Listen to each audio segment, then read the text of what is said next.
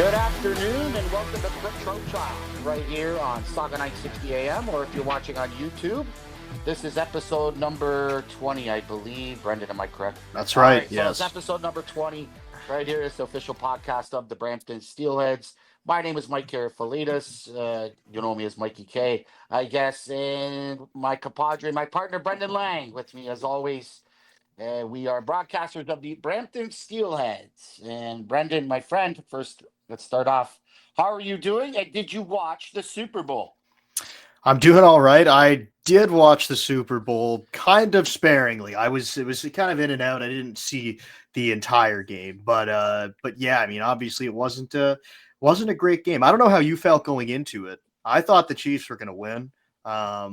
And I did think that Philadelphia had the better roster. I think that was kind of the general sentiment around that Philadelphia was the better team, but I just thought, the Chiefs have something going on that they'd be able to figure out that win. But one of the worst games we've seen Mahomes play, especially in a big game like that. And he was under siege the entire night. Like, I mean, Isn't that great? 6 sacks. Oh, it's amazing. Now, realistically, I don't really like either team.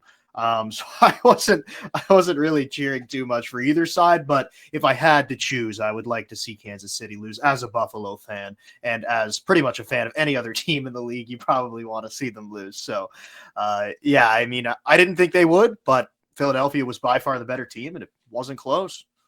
Well, I'll say this. I watched the whole game. We had people over and stuff like that. Nice. And I'll say that it was the best blowout I've ever watched in my life.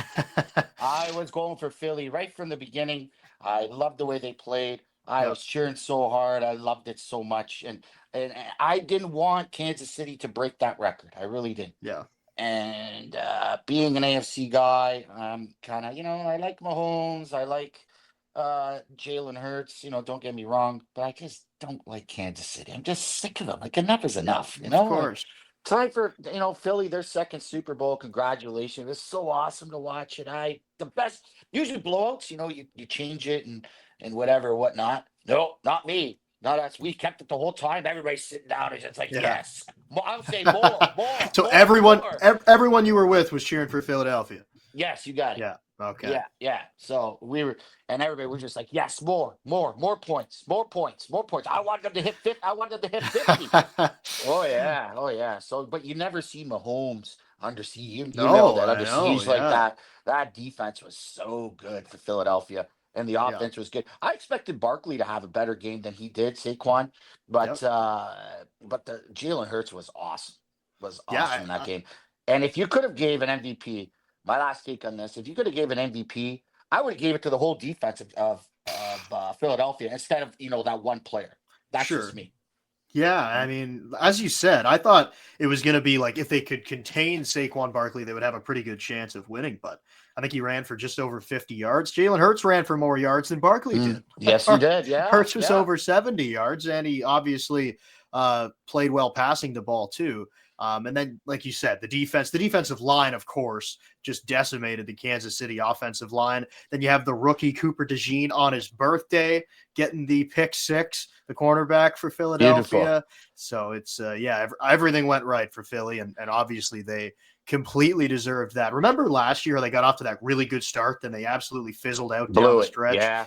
So it's good to see them, obviously maybe do it a little bit opposite this year. They got off to a good start and then just kept getting better throughout the year. Happy for Saquon Barkley. I think he's a guy, that's had struggled to win in his career with New York, despite being one of the best players in the game. So it's pretty cool that he's able to, that's right, to stay healthy as well. It's cool that he's healthy and he gets to win the Super Bowl. Now it's obviously a good story. Loved it. Loved every second of it. And I loved the food that we had too. I have to brag about the spread that we had. So we had pizza. We had homemade rigatoni. Wow. Ooh. It melted in my mouth, my friend. Yeah, that sounds good. And we had chicken wings and we had salad. We kept it pretty simple, right? Because we didn't have like 500 people over or anything like that. We just had 8 people over, right? So, oh my God. Oh, that rigatoni. Sounds amazing. Oh yeah. But anyways, it was so good. All right, so let's get to let's go quickly.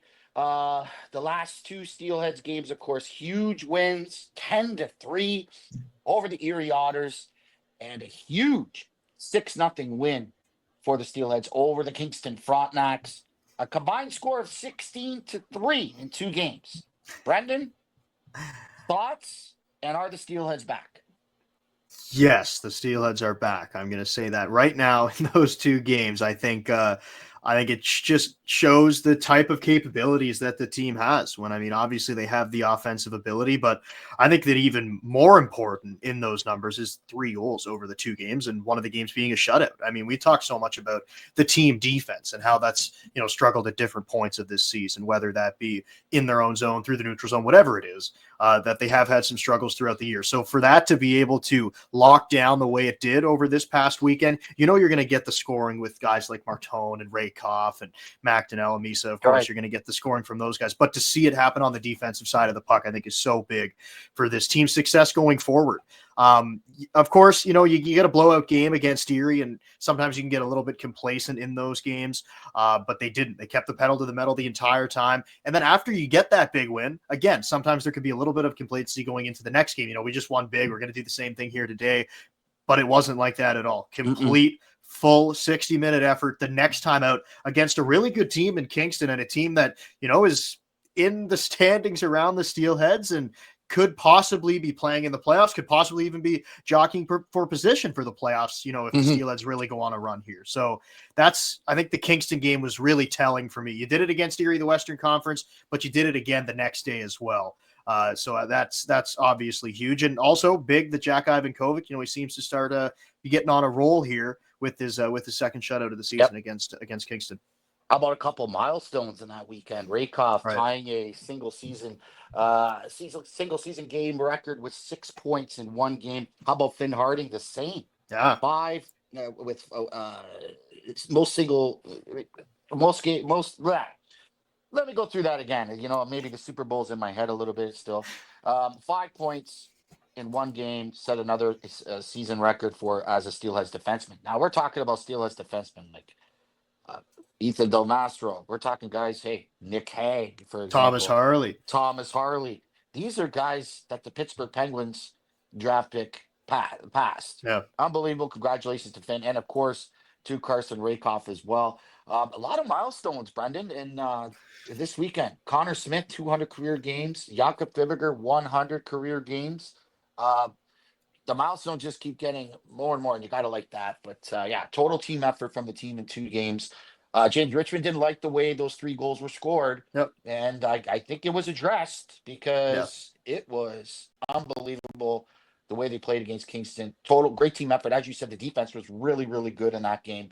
I thought Stevie Lescovar maybe played the best game of the season, as far as I'm concerned, ever since he's come back. Sova was good. Everybody was good in that game. So how about Kieran Mikowski getting a goal and assist in that game as well? Birthday boy. Well, his birthday was on Friday. That's right, on Friday. Yeah. So, he got some birthday present on Saturday, goal and assist, and he's named one of the stars, right? So good to see Kieran get on the board as well. Yeah, lots of milestones, like you said. That was also Carson Rakoff's 10th career hat trick, which is absurd. Like when I saw that stat, I was like, my goodness. Yeah. That's crazy that he's had 10 in his OHL career. I mean, that obviously just shows the type of offensive player that he is. And also you talk about all the milestones, and obviously that all that stuff's great. I think another big thing, and kind of fits into what you were talking about there with Witkowski, is the depth scoring starting to, come out a little bit. Mason Zabeski gets on the board. Gabe Sherratt scores on Friday. Starting to get those names down the lineup a little bit that are contributing. Of course, Adam Zulicki didn't play this weekend, but he's another guy who's going to slot right back into that depth scoring, and he's had a good year. So, definitely lots of things to like from this weekend. That's for sure. Well, hopefully Lucas Caramiris is okay too, right? I mean, here's a guy that scored as well, and he was just starting to find his stride again, coming back from injury and his suspension and whatnot. And then he goes down again, and it looked like a lower body injury. So hopefully he's going to be okay soon. But but if not, the depth scoring was really, really good, and you have to like that for the Steelheads. And Jack Ivankovic getting on a roll, played really, really well positionally in both games on Friday and Saturday. Maybe the first goal he might have wanted to have back against Erie on Friday, but then after that, he really knuckled down. And it's funny, you see Jack in the hallway and stuff like that. I try to stay away from the goaltenders, right? Of course, of You see him, course. you saw how focused Jack was throwing the whatever he does, his pregame stuff with his music on, doing the stretches, and Yeah, I mean, that's right. We he's got always it really he cool. does, What he yeah. does, right? Yeah. So We I'm just always like, walk past him when he's don't say stretching, nothing, and it's like, don't even look at him. yeah, No, don't exactly. even Yeah, look yeah. at him. I said to him after the game. I said, because when he was the first star and when I interviewed him, and I said, buddy, I go, I'm still not touching you. I'm not going to touch you. And he started laughing, right? Because I said, I've never touched a goaltender when they're doing well, right? Yeah, So yeah.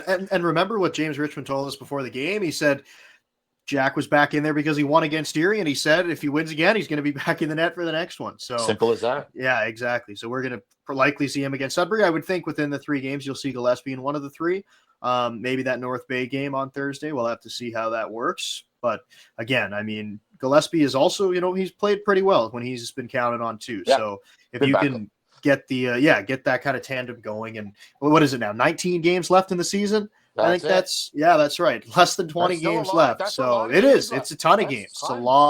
lot of points to be had there. So it's definitely big to have both of those guys on their game at this point.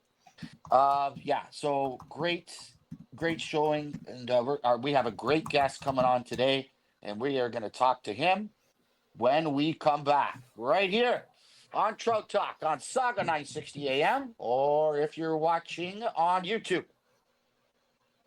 Welcome back to Trout Talk right here on Saga 960 AM, or you could be watching on YouTube. I am my name is Mike Karafilidis, otherwise known as Mikey K, joined by Brendan Lang, of course, my compadre, both broadcasters for the Brampton Steelheads. And let's welcome our guest. He is from Peterborough. He is the captain of your Brampton Steelheads. Here he is. There How's he it is. going? Porter How's it going, Martone. guys? Good. How are you doing? How's it Not too going? bad.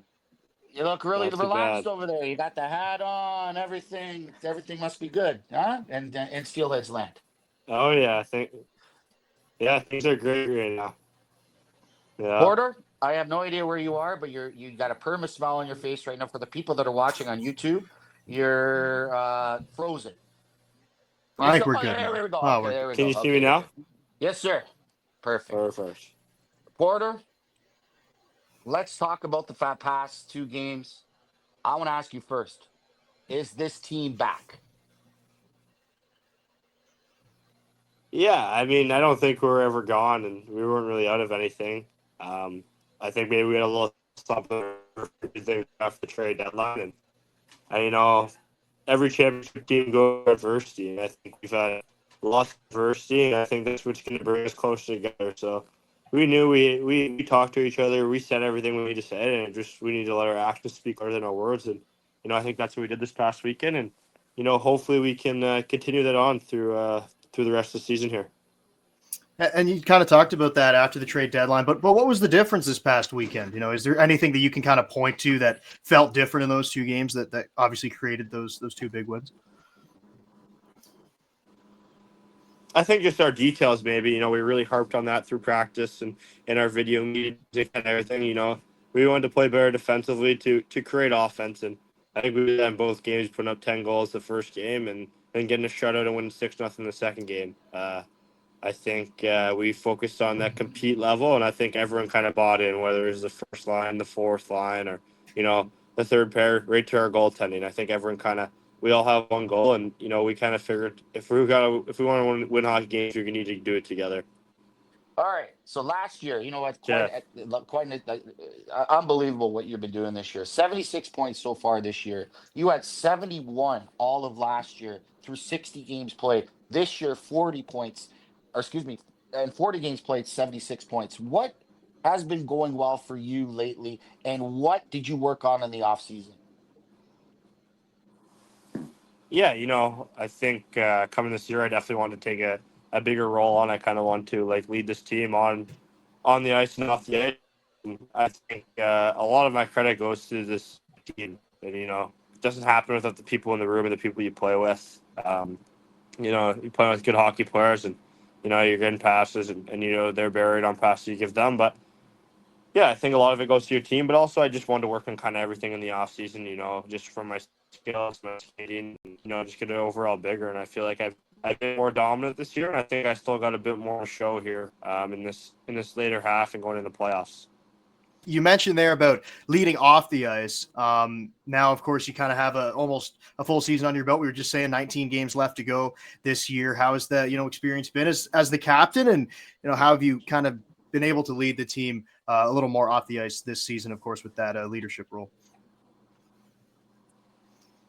Yeah, I think coming this year, and when I got named captain, I didn't really want to change too much. I just wanted to keep my personality, and I think that's what leader I am, just kind of how I am in the room, and how I kind of conduct myself. But yeah, I think it's gone good. Like I got a good leadership, I got good people in the room, I got a good leadership cast. I got a good group here. I think we really take it by stride. But we have had some rough times. We've had a couple talks because we weren't exceeding our expectations. So, there's been times where everyone's kind of had to step up in this room, and I think we have a very solid group, which kind of everyone understands, and everyone really respects people in this room. So it's been easy. It's been pretty easy for me. I just try to be the same person I am, and just try to make everyone's day around me better. And I think I have the people beside me in that room to help me along the way. Porter, if you could tell all the little ones out there, what does it take to be a captain? Yeah, I think it takes hard work. You need to lead by example.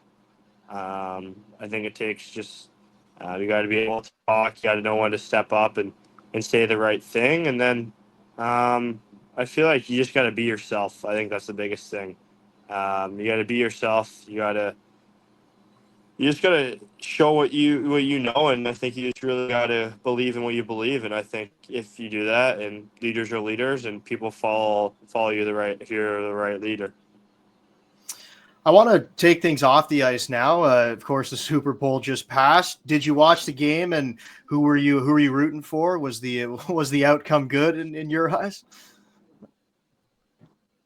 Yeah, I was rooting for the Eagles, so they came away There with a we pretty go. convincing win. But yeah, I watched Yes, with some sir. guys on the team, and yeah, it was a fun night.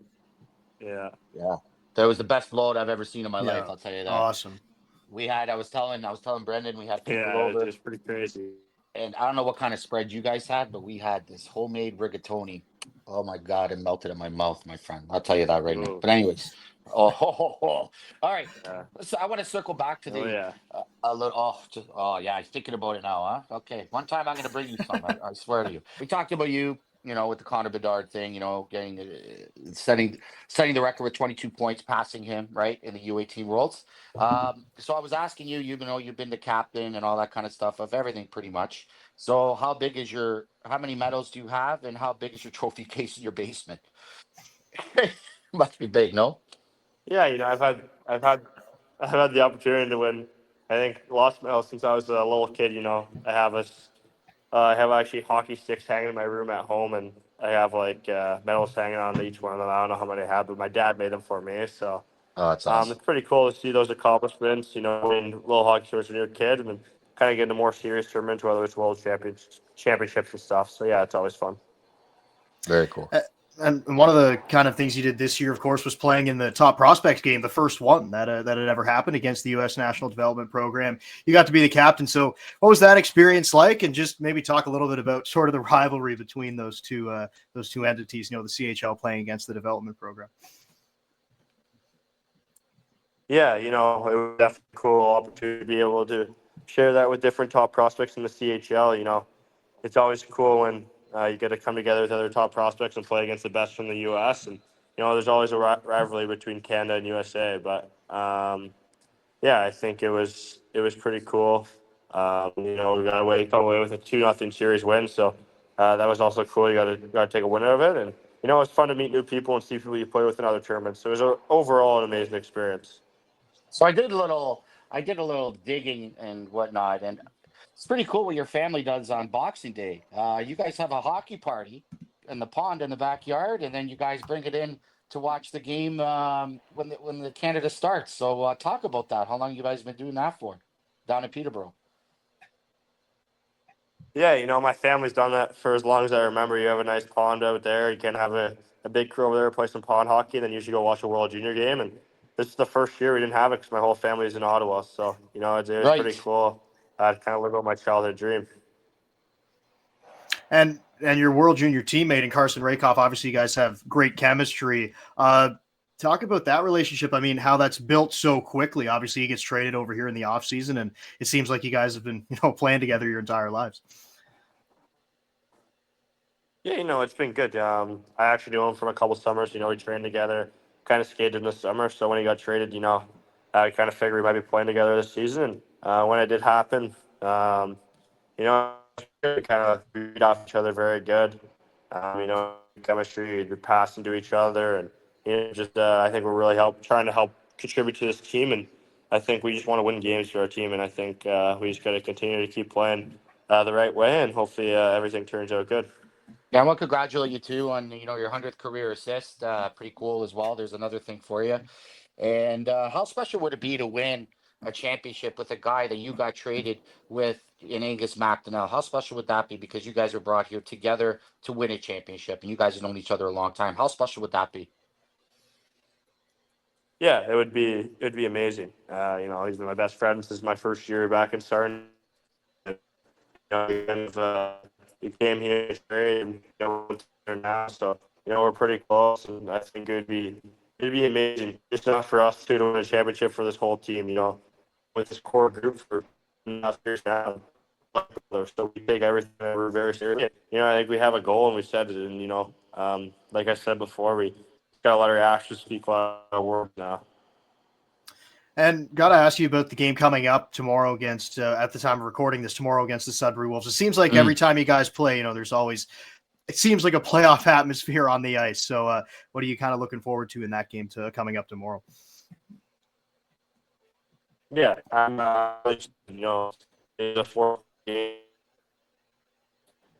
We got to win. They're a point ahead of us here in the Eastern Conference, and if we want to kind of make a little push and kind of try to make our way up the ranks in the Eastern Conference, we got to win this one. And I think we got on the right track this past weekend, and I think we're going to come prepared in Sudbury and then North Bay the following day. Yeah, the sense of urgency with you guys was unbelievable those last 2 games, that's for sure, and practice leading up to it. How has practice been? I know you haven't had a lot of practices, but how has practice been leading up to this game tomorrow? Yeah, it's been really good. We're having fun. Hockey's supposed to be fun, and we're all having fun out there. We're working hard. We're battling. We're competing. We're making it hard on each other. But there's also time for a couple of laughs and some fun games. So we've just been sticking to what we have been doing the whole year, and I think we're gonna come out ready to go. And I wanted to ask you about the power play because it seems like it's really been clicking recently, and obviously you guys had a lot of injuries and then a lot of players away at the World Junior, so sometimes it would be tough to get chemistry with all those guys being out of the lineup. But how have you felt that you guys have been on the man advantage here recently?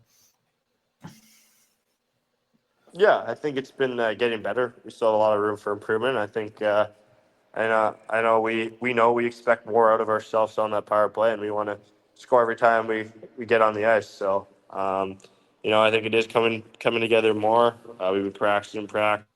We're clicking a bit more, but I think still got a bit more of improvement to come here in the second half, and that's what the regular season for. Kind of worked on things, and when it gets to playoff time, hopefully it's at 100%, and we're ready to go. How big would it be to beat this Sudbury Wolves? You guys got that in your mind from last year, the playoff exit, of course. Yeah, I think You maybe guys in the been back of our mind, talking but about it. Yeah. I would say we've really been talking about. We kind of we were going to take our experiences from last year, but last year, and then this year's a new year, and we kind of came in. We set some different goals this year than we did last year, and I think we're ready to go. We're just going to approach it as any other game. Right. And we've been asking guys about this kind of all the time, but just want to see. Obviously, it's different for every player. But do you have sort of any superstitions, or maybe not superstitions, but just routines that you kind of go through before every game that gets you ready to go? I wouldn't say really anything too superstitious. I like to do the same thing. I kind of focus on the process going into the game, and I like to be more of a kind of loose guy before games and have a high kind of upbeat and just try to get the whole team going. Yeah. Wow. Just big games coming up. huge games coming up. Sudbury, North Bay, Oshawa. I mean, Oshawa, of course, they're up in the standings, whatnot. But I like the. But one thing I wanted to say was, your family has been unbelievable supportive towards you, your grandfather, your parents. Your grandfather travels with you everywhere. I mean, your family's probably one of the nicest people I've ever met. And your grandfather, my goodness, he's a gem, right? I mean, how much have they helped you through this journey? Yeah, they've been Or your my probably grandparents? number one Sorry, I met your supporters and grandmother number too. one fans. So yeah, I mean, like them and both my parents, they've been my number one supporters and number one fans. So, you know what, they're there for me. They do everything for me, and it's nice to see them come to games and have all the support. And yeah, I'm very close with my grandparents, my parents, my sister, and my whole family. So it's really nice to see their support. Amazing. And last one for me, of course, it's your NHL draft year this year. You see the projections. We all see the projections. Have you really been thinking about that during the year? Is it something you try to put in the back of your mind? Like, what's that whole process kind of been like? And maybe how have some of the guys in your teams that on your team that have gone through the process helped you out with it? Yeah, I mean, when you're kind of put in the spotlight, definitely sometimes the ranking and everything's in the back of your mind. But I just try to come into the rink every day and focus on the process and focus on getting better, and that's all I can really control. And I want to win here, and then when it does come time to the draft, um, I'm gonna be happy that whatever team takes me and kind of believes in my game. So, it's been an amazing year just going through your draft year. It's always it's pretty cool just to be putting on that spotlight. But yeah, it's been a pretty cool year, and I still probably the most important time here coming up in your draft season is the end of the season and playoff time. So I'm just gonna go out there and try to give my best every night and just try to get better every single day. All right, Porter. Want to thank you so much for joining us here. Of course, taking the time to join us here at Trout Talk, and we will see you soon at the rink, of course. And I'll see you tomorrow in Brampton. And looking forward to this road trip and whatnot. So, um, thanks for joining me, and keep up the hard work. And you're a great captain of this team. Thanks, Porter. Yes, thank you very much. See you Have later, a good one. guys. See you later. All right, everybody. That was Porter Martone, captain of the Brampton Steelheads and captain of every team. It seems like every Team Canada team that he's been on. Brendan, shall we take a break? Let's do it. All right, let's take a break and we'll break down the interview.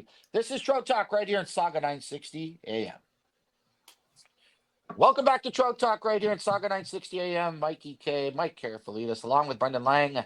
And we are both broadcasters of the Brampton Steelheads. This is the official podcast of the Brampton Steelheads. And we just talked to Captain Porter Martone. And, different mindset, as he says. And, he's just, I like how he said, hey, every team's going to go through these kind of slumps and whatnot. And we had our slump. Now we're jumping. Yeah, I mean that's exactly kind of what you want to hear from the captain and a leader on your team, right? Just kind of there's going to be highs and lows to every season. You just kind of got to roll with the punches, and the Steelheads have at least in the last two games, come back and really fought out of that. So I think that you can hear the demeanor in his voice and what he's saying, just trying to stay even keel and getting back going now with less than 20 games to go. So you can tell that there's a lot of leadership, and obviously his voice is huge in the room. And like he said, we've had to have some meetings, we've had some conversations because we weren't performing up to the expectations. So obviously, again, he's a big time leader, a great leader. And as you said, he's had a lot of opportunities to lead, being captains of pretty much every team that he's on. So it's obviously, again, a great player and somebody that is obviously a great leader as well. And 9 points in the last two games as well for Porter Martone. Unbelievable. I think he's just starting to get his stride right after the road judges. And let's not forget, ladies and gentlemen, Brendan, let's not forget how many injuries, how many APs. Again, I know we talk about it all the time, but now this team is starting to get comfortable with each other. And I think this might be at the right time, but we're gonna see. Well, in my mind, we'll see how this road trip goes, but I anticipate it to go well. Yeah, I agree. I think it will go well. And like you said, it does take a while to get everybody kind of up to speed and get the chemistry going again. When, like you said, I mean, they missed guys for such a huge chunk of the season. I remember when the 5 players went to the World Juniors, I think there was 13 guys, regular players Unbelievable. out of the lineup at one Yeah. time. I mean, it's really unheard of for them to be able to stay at or above 500 in that time, and now getting everybody back healthy and getting the chemistry going. I mean, obviously it's something that again takes a little bit of time, but like you said, it seems like it's starting to really fall into place right now, and I would expect that to be the same way moving forward. All right, so you know what, Brendan, let's go through the OHL standings quickly Mhm. here, and actually let's elaborate more on this and how many games the Steelheads have against Eastern Conference opponents. So these are big ones coming up. I'll tell you that right now. So if you look at this at the regular season standings right now, so you got the Steelheads sitting 1 point behind the Sudbury Wolves in seventh place in the Eastern Conference. And then you have, oh, I got to pull this up here. Sorry about this, ladies and gentlemen. Um, so here we go. Okay. Why is it showing me? What is going on here? Brendan, I'm having a Yes, computer problem here. Well, I don't no know what's going worries. on here. Well, we can It's take. I got the ridiculous. standings. I got the standings pulled up Okay. right here. All right. Yeah. Oh, here we So go. Okay. there you go. Okay. No. Why is this doing this? Why are you doing this to me? Hold on. Let's try again. Hold on. Okay, here we go. All right. Okay. So, got the Steelheads sitting in seventh place, as I said, 1 point behind the Sudbury Wolves, 8 points behind the Niagara Ice Dogs with the game in hand. Okay. Now, okay. The Kingston's Frontenac sitting at 67 points in fourth place in the Eastern Conference. Oshawa is 67. And there's still 19 games to go. I mean, it's a lot of games. So, anyways, Oshawa Generals with 67 points. Brantford Bulldogs with 67. That surprises me. And the Barrie Colts are on top with 69. Now, the Steelheads have one game in hand on the Niagara Ice Dogs. They got to play them two more times, right? They have two games in hand on the Kingston Frontenacs. Got to play them one more time. Oshawa Generals, when this is over, they'll be playing them two more times, right? And they have, two more times, and they have two games in hand on that. Brantford Bulldogs, they got to play them one more time, and they got three games in hand on the Brantford Bulldogs. That's huge. Yeah. And one game in hand on the Barrie Colts, and they still have to play them one more time back at the CAA Center. Uh, I'm looking at teams above them in the standings. I know they got to play North Bay a couple more times as well, and you cannot take those North Bay Nope. Battalion lightly. Not at all. They are a hungry team, very, very hungry team, and they're fighting for that eighth spot in the Eastern Conference right now for that last playoff spot with the Ottawa 67s, tied with the Ottawa with 40 points. And I anticipate them to really honestly take that eighth spot. But Brendan, your thoughts? I mean, what are the Steel? Tell me.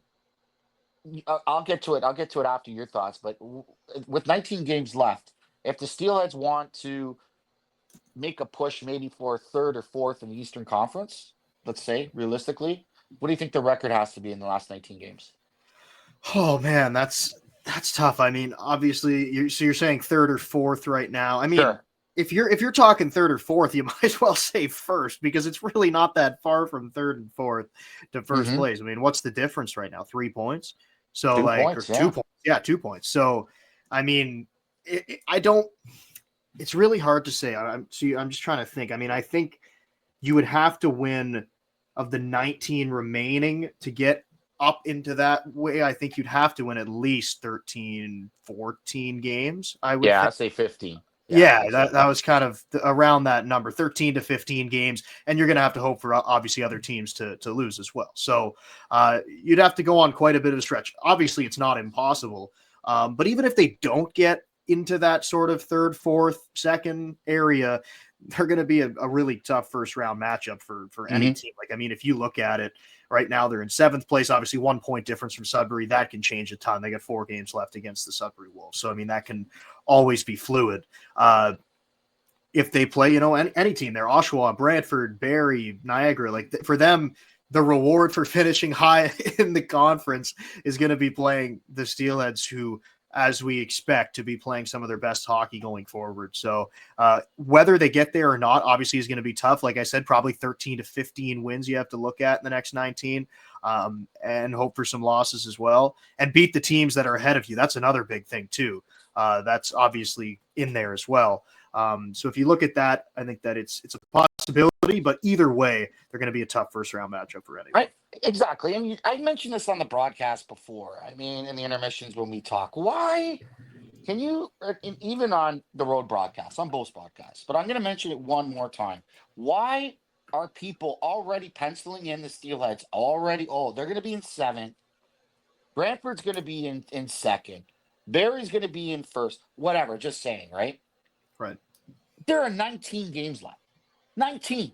Not 5, not 4, 19. Yeah. You know what I mean? And for some teams less than that too. Like you said, the Steelheads have 3 games in hand against Exactly. some of the teams in the East. Yeah. I mean, and everybody, and they're starting to play together. And it drives me crazy. And I'm going to say this. There's nothing against, hey, everybody's entitled to their own opinion. Don't get me wrong. Right? But it drives me crazy how a lot of these people are counting out the Steelheads. It drives me nuts. Some people out there. I'm not going to mention any names, of course. But it just drives me crazy. This team is just starting to get together, folks. They are going to be a hard out. Yeah. This road trip is going to be good. This team is coming together. Look out. And for the so-called prognosticators, let's see what they're saying with 19 games left. How about you start penciling the Steelheads a little bit higher? And I'll leave it at that. Again, I mean, it's going to take quite a few wins to get them up there, but it's 100% not impossible. With, again, like you said, with the amount of games left, it's definitely not set in stone right now, so to speak. So there's definitely a chance, and that's not just about the Steelheads. I think in general, there's a lot of chance for movement within the Eastern Conference. I mean, I just said, between 4th and 1st place, it's 2 points is the difference right now. Like sure. Kingston, Oshawa, and Brantford are tied with 67. Barrie is 69. They're in 1st. So it's like, even if you're not talking about the Steelheads, there's so much room for movement there. The Ice Dogs are right in there as well. And then obviously Sudbury and Brampton. So I would not think that where it is right now is where it's going to end up at the end of the year. Do you feel that maybe there's a chance they pass the Niagara Ice Dogs into that 6th spot? I really do feel that there's a chance they can catch Kingston. I really do. Yeah, I mean, that's definitely more of a possibility. I could see that as something that's happening. Again, you have the Ice Dogs coming up pretty soon. Actually, it'll be when this comes out, it'll actually be tomorrow that they will be playing the Ice Dogs. So we can maybe talk a little bit about that game coming up here. But yeah, I do think that that's definitely a possibility that they could move up into that 5th spot and overtake the Ice Dogs and possibly, see whoever it is in that number 4 seed in the Eastern Conference. All right, let's talk about those 2 games, Brendan. Coming up are going to be the Ice Dogs and the Oshawa Generals coming up. And both home games going to be huge. And then they play the London Knights on Friday. Right. So here we go. I mean, it's go time, and it's going to be a dogfight, as they say. Niagara Ice Dogs, really talented young team to start it off. We'll start off with that. Yeah, we can just kind of quickly run through those games. So like you said, tomorrow it'll be the Ice Dogs and the Steelheads in Brampton, 2:00 start for Family Day. This season, though, like Niagara has played the Steelheads tough. The Steelheads are 1-3 against the Ice Dogs this year. This will be the 5th matchup between the 2 teams. Like you said, a really talented young team. They've got a really good goalie in Owen Flores. He's been a huge piece to their success, the overager. So it's always going to be tough. Kevin He likes to perform against the Steelheads as well. We always say that about guys who come to play against Brampton. I mean, he's a great player, and it seems like he even elevates more when he sees the Steelheads. So it'll be a tough game, but I mean, I think it's coming at the right time to get these games under the Steelheads belt, right? Because these are going to be effectively playoff games. Like we said before, when you're playing the teams ahead of you in the standings, those are the ones you have to win. So it should be a good bout between those 2 teams. And you said they got Oshawa and London coming up after that. Yeah, huge. And I think those are measuring stick games right there. With for playing Oshawa twice, pretty much a week, right? You're going to be playing them on Saturday, then you're going to be playing them on Wednesday, I believe. A rare Wednesday night game at the CAA Center. Yeah. So and then I think those are huge measuring stick games, and I really think if the Steelheads play their game, and Oshawa's talented too, boy, oh boy, I'll tell you, these games coming up are going to be really nice to watch all these prospects and whatnot going against each other. And yeah, they're going to be nice games to watch. Yeah, If you're an OHL fan, I would tune into all these games coming up. So lots of great 100%, prospects. 100%. It will be some good bouts here, like you said, this upcoming week. All right, so I guess we'll get to some life tips. I got some. I love it. Oh boy, oh boy, but there's been some. Well, I'll get to you first. Let's get some life tips. How Well, about we you? You got usually anything? I don't know. This is your segment, Mikey. We need to hear it. Oh We need to hear it from the man man. with the wisdom. All right. Okay, as you know, we've gotten a lot of snow. So when was it? Yes. On Saturday when we left the arena, my goodness, it was bad. It was pretty bad. So we got a lot of snow the next day. You got to shovel and whatnot. And I did a lot of shoveling and there's a gentleman across the street that lives across the street from me. I'm not gonna mention his name or anything like that. Never, I'm telling you, man, this guy has never shoveled and he's in good shape. Don't get me wrong, he's in good shape, this guy. Uh, he's a young dude, right? And he's never shoveled his whole life ever since he's been living there. Very bizarre. The Yeah. sidewalks are brutal. So you know what I did? I went across the street and I sent a message, kind of, and I shoveled his whole sidewalk. I did. Okay. So let's see if he follows suit, because nobody's ever shoveled his sidewalk, and he never shovels his driveway. I was gonna Weird. say. So you gave him like the subtle message of shoveling the Let's sidewalk. go. I was gonna say, do you ever think of subtle I'm not message? shoveling his driveway. No, not shoveling his driveway. Leaving a shovel by his driveway. You ever think of doing that subtle message? He walks out there and he's like, "What's this? I guess I better shovel my driveway." Yeah, he's gonna take it and put it in his garage. That's what this guy does. He put it in his garage and say, "Thank you very much." You know what this guy? He has a scrap metal business. So listen to this. So this guy has a scrap metal business, right? And I'm telling you, man, in the morning at 5 o'clock in the morning, I'm up by then anyway, right? Because of my day job and whatnot. So in the summer, all you hear is ding, ding, ding, boom, boom, boom, burr, burr, burr, ding, ding, ding, boom, boom, boom. I'm like, he has his own yard, but he uses his driveway and his backyard as his business thing. I mean, come on, buddy, right? He doesn't shovel his thing. He hardly cuts his grass as well. Everybody around the neighborhood, you could tell. Everybody kind of talks and says, "Hey, what's going on over there?" Never cuts his grass that much as well. Like, what are you doing? Right? Move, get out. Like, come on. Everybody else takes care of their stuff. I mean, that's number one to me. I take pride in that. You know what I mean? I think it's time for a neighborhood intervention. You get everybody together. Yeah. You start saying, "Hey, driveway's not shoveled, grass isn't cut. Let's go. Yeah. Come on." Throw him a shovel, goes in the garage. Throw him a lawnmower. He's got that too. Throw him a weed whacker. He throws that in his backyard. No, but I mean, come on. The point being, help out. Like and the 2 doors over, for example, there's an old couple that lives over there, and I always go over there and I always shovel their sidewalk all the time. You know what I mean? Really, really nice people and whatnot. They can't do it, right? But this guy, like, come on, like, do something. I take pride in that stuff. You know what I mean? I take pride. If I can't leave the house, especially on a summer day, for example, if my grass is not cut nice, I feel like terrible. I think, I don't know. It's just the way I am, I guess. Maybe, but whatever. This guy couldn't care less. Snow, grass, trees. Anyway, I don't understand. Don't you agree with me? Come on. Yeah, Help me out you here. got to take care of the property. No, I agree with that. I definitely agree with that. And it makes all the other houses around you look bad, right? When you got the one that Doesn't it? when you haven't taken care of it. I get it. No, I see that. Now I don't own a home. So obviously I can't speak firsthand with this. Well, but, how's your neighborhood? But yeah, my neighborhood is pretty good actually. I think everybody. Do you have that one guy? Do you have trying that to one think. guy? No, I don't think so. I feel like everybody's pretty good with it. At least around me. My street's pretty long, but at least around my place, yeah, I think everything. Yeah, okay, yeah. So you'd see everyone. But yeah, no, I think everything's taken care of around here. Well, good for you. Everything's taken care of too. It's just that one guy. I just don't understand. I just don't get it.